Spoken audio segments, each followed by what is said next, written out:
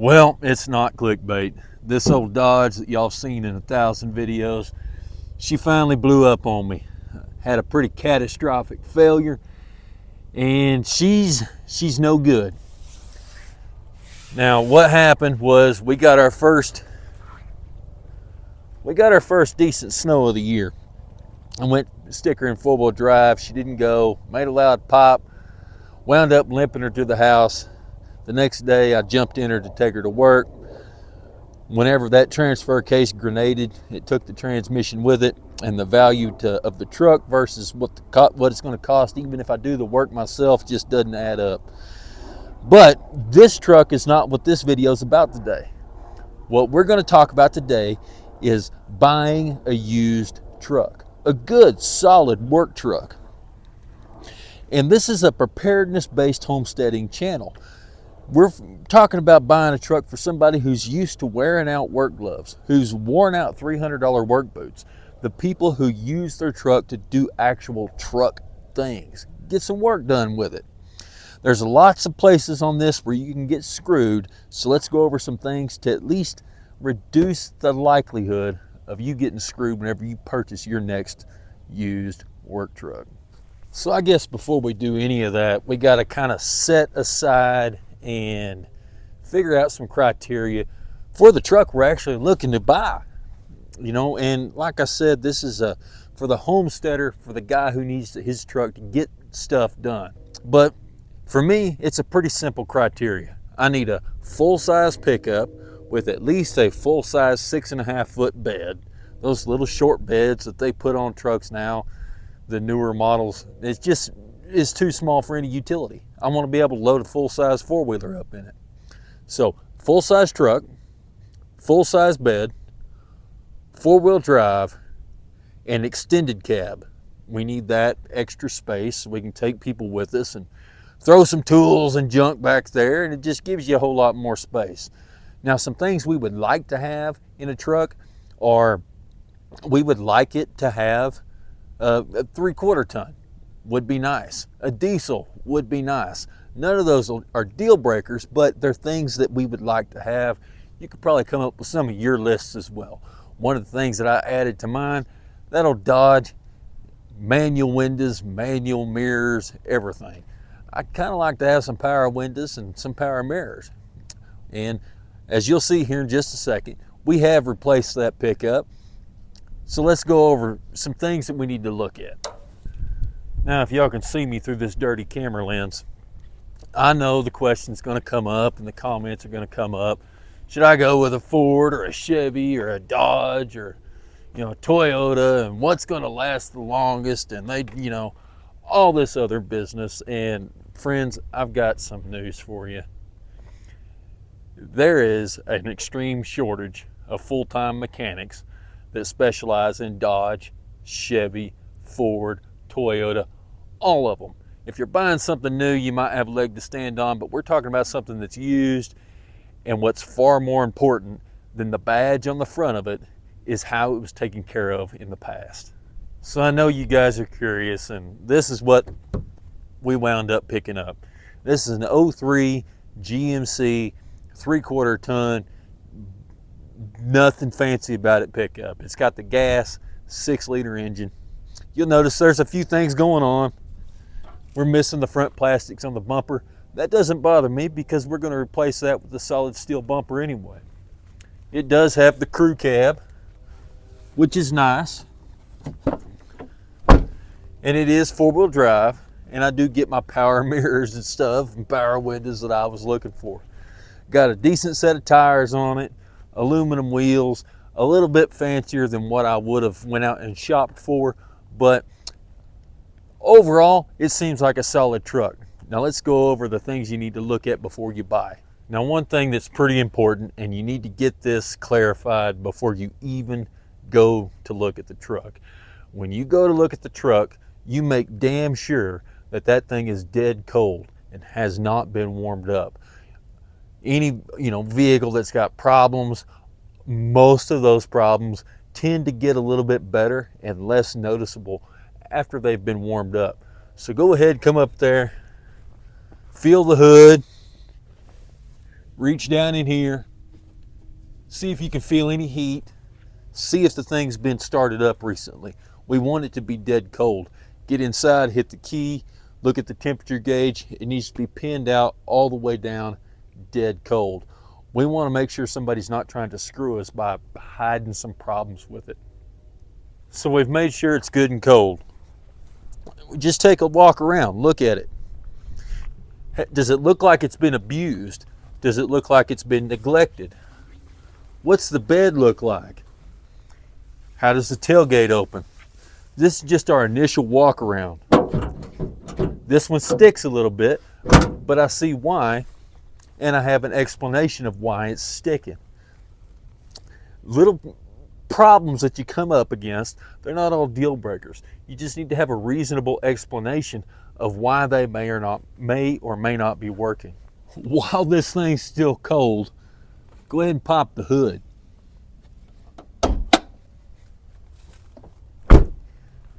See how that hood went to its popped position by itself? I didn't have to bump it or bang on it. Sometimes that can suggest that it's been in a collision and they had to adjust stuff. So the fact that it popped up on its own the way it should is a good sign. Does the hood stay open? If I'm, looking for a broomstick or something to, prop this thing open with. Now, once we got the hood open, there's a few things we need to look at. First of all, bring some paper towels with you. Not just, one, but bring several. And go ahead and check all the fluids.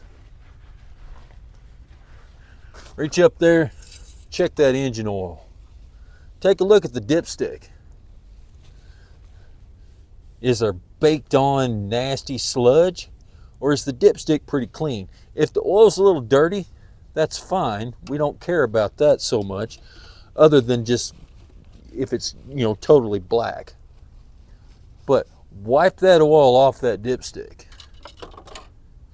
Set your dipstick down. Let it absorb into that paper towel just a little bit.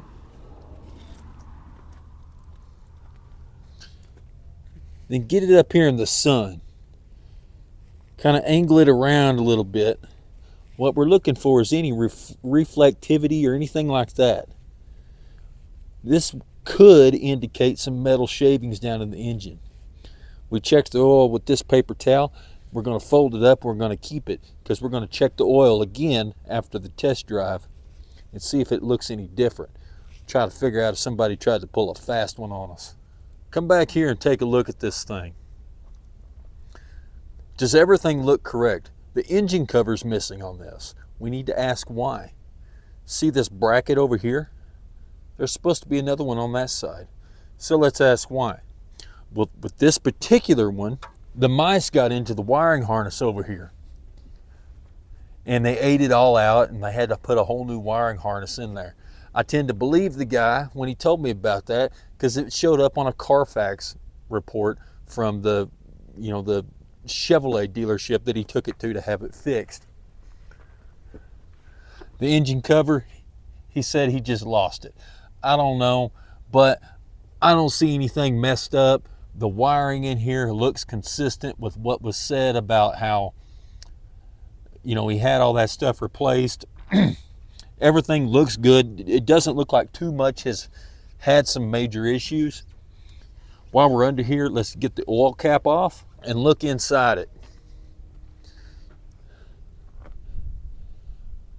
We would expect to see a little bit of discoloration, but big sludge buildups, that's another story. This one right here is actually surprisingly clean. If we come over here and look at the master cylinder for the brakes, there is a little bit of fluid around here. But the hoses seem to be pretty sturdy. Everything seems to be pretty good. And seeing a trace where oil has been is one thing. Really not that big a deal, especially once you get, over about 75,000 miles. What you need to be looking for is where it looks like it's still wet. That's an active leak that's going to have to be fixed. Other than that, we get to looking around. We don't really see any other leaks. The belt looks to be in good shape. It's not cracked, not chunks missing out of it, anything like that. We still have our covers for the AC system. That hasn't been monkeyed with too much. Everything seems okay. It's time to jump in and start this thing up.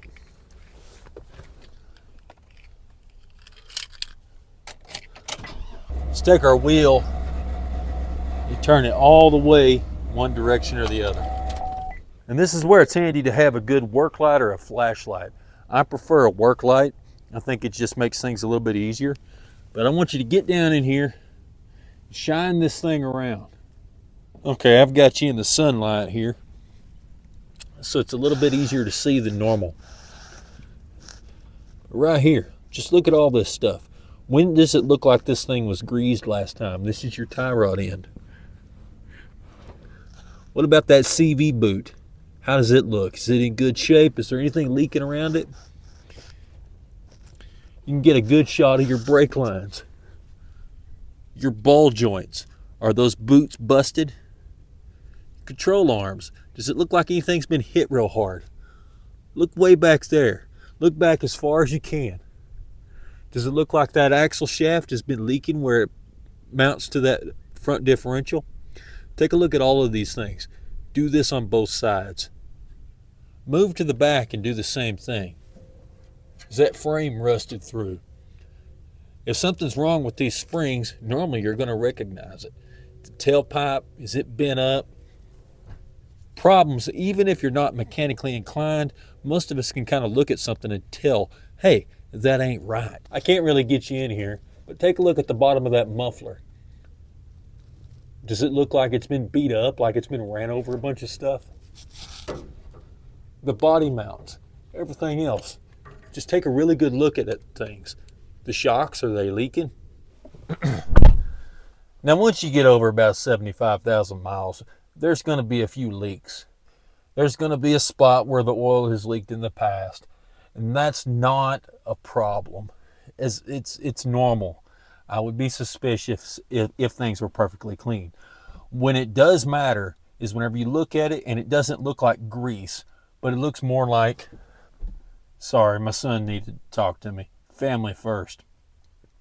I would be kind of worried if I saw a perfectly clean, absolutely pristine system, unless they told me, hey, I put an engine in it or whatever. When you do get concerned is whenever you look at that and you see where it's still wet looking. That indicates a fresh, steady drip, and that's something you do need to take note of. Obviously, start it up, get in here, push all the buttons, make sure everything works, run it long enough to get the air conditioner cold, run it long enough to get the heater warm. Does everything work? That's what we're looking for. You can see this one here, for its age, really, really low mileage. Yeah, the dash lights are on. I don't have it started up, just the key is turned to the on position. Well, now it's time to start it up and drive it a little bit. Now, it really would be better to do this in a paved parking lot or something like that. But for this demonstration purpose, we're just going to do this behind the house in the little pasture I got. Obviously, we want to get it out on the road and test drive it and see how it feels. You need two types of roads you need to prioritize driving on. One is a really bumpy road, and two is a road where you can get it out and slam on the gas and see how it feels.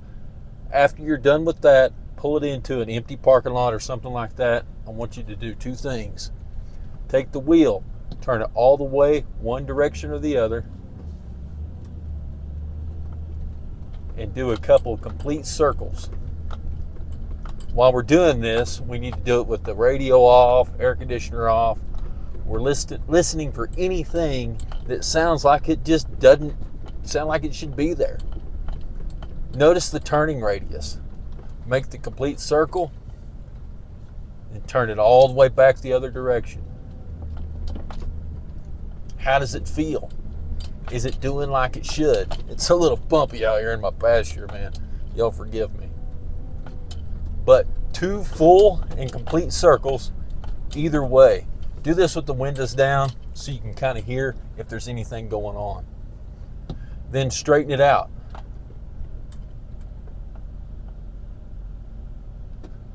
Move it to reverse. How does it do? Does it back up? Is there any loud clanging noises whenever you shift from reverse to drive? Next, I want you to throw it back in park.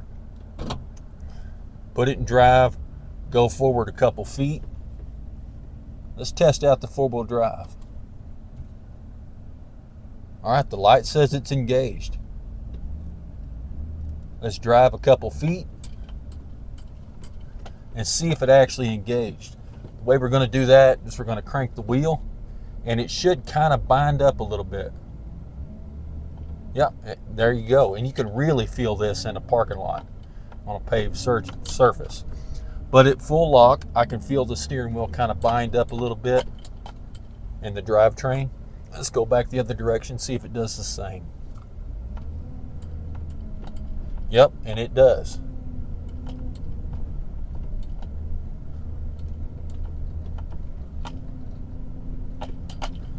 Go ahead and complete our circle here. Come back to straight. Shift it back into two-wheel drive. It says it's back in. Let's make sure it disengaged.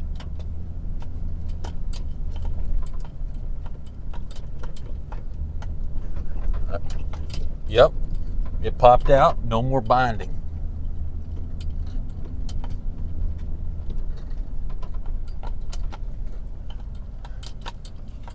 Now let's check 4 low. Stick it in neutral. Hit the 4 low button. Wait for it to engage. Yep, and it's in. And you can feel a difference. Once it goes into 4 low, you can absolutely feel a difference.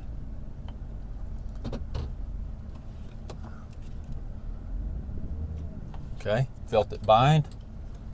Go back the other way. All right, I felt it bind.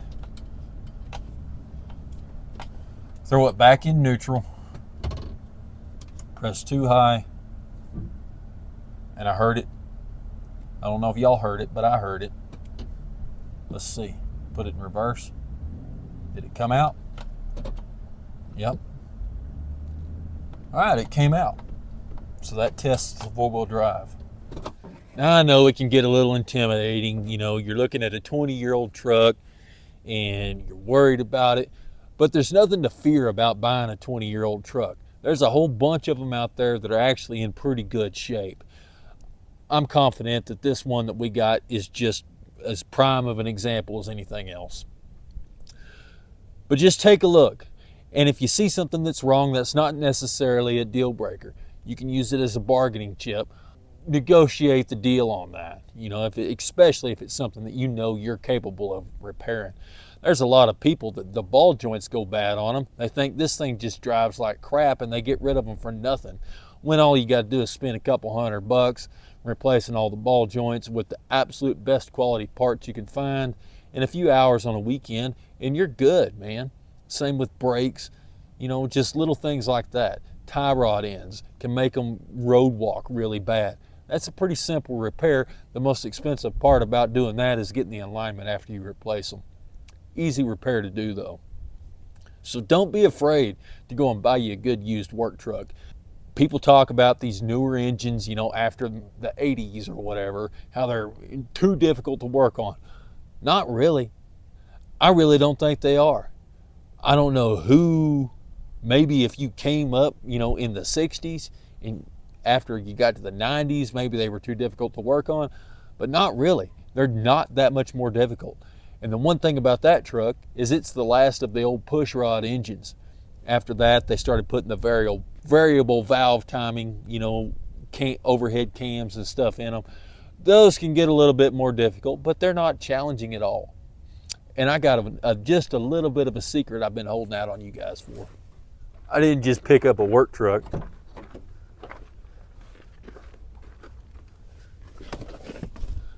I went ahead and got a work car as well.